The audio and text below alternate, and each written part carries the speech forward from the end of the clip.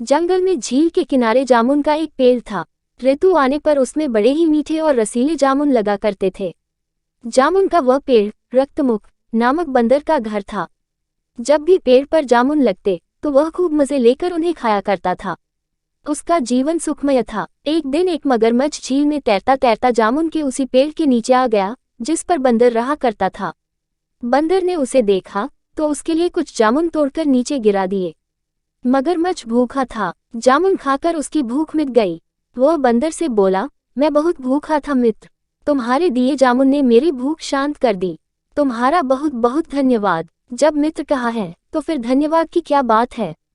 तुम यहाँ रोज आ जाया करो, ये पेड़ तो जामुनों से लदा हुआ है।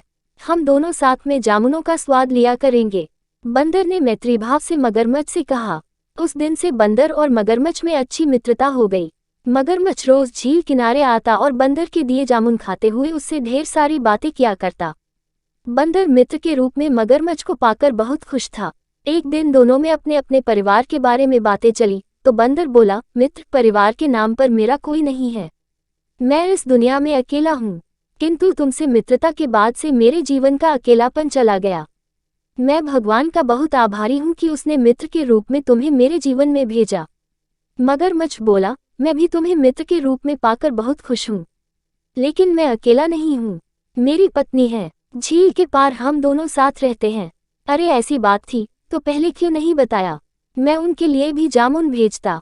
बंदर बोला और उस दिन उसने मगरमच्छ की पत्नी के लिए भी जामुन भिजवाए।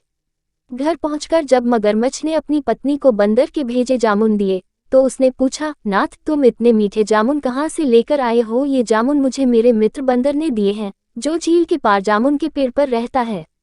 मगरमच्छ बोला, बंदर और मगरमच्छ की मित्रता, कैसी बात कर रहे हो नाथ।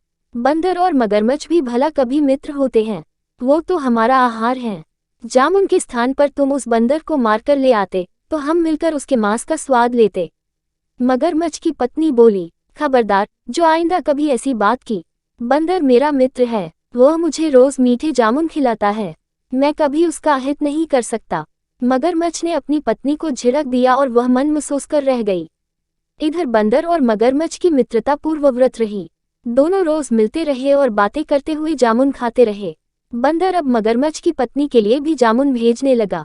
मगरमच्छ की पत्नी जब भी जामुन खाती तो सोचती कि जो बंदर रोज इतने मीठे जामुन खाता है उसका कलेजा कितना मीठा होगा।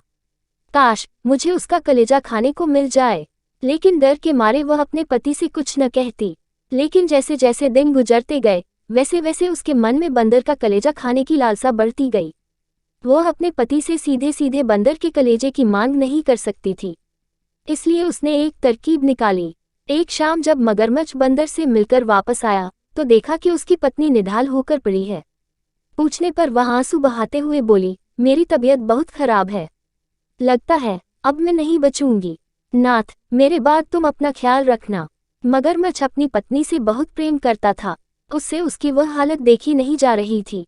वह दुखी होकर बोला, प्रिय, ऐसा मत कहो, हम वैद्य के पास जाएंगे और तुम्हारा इलाज करवाएंगे।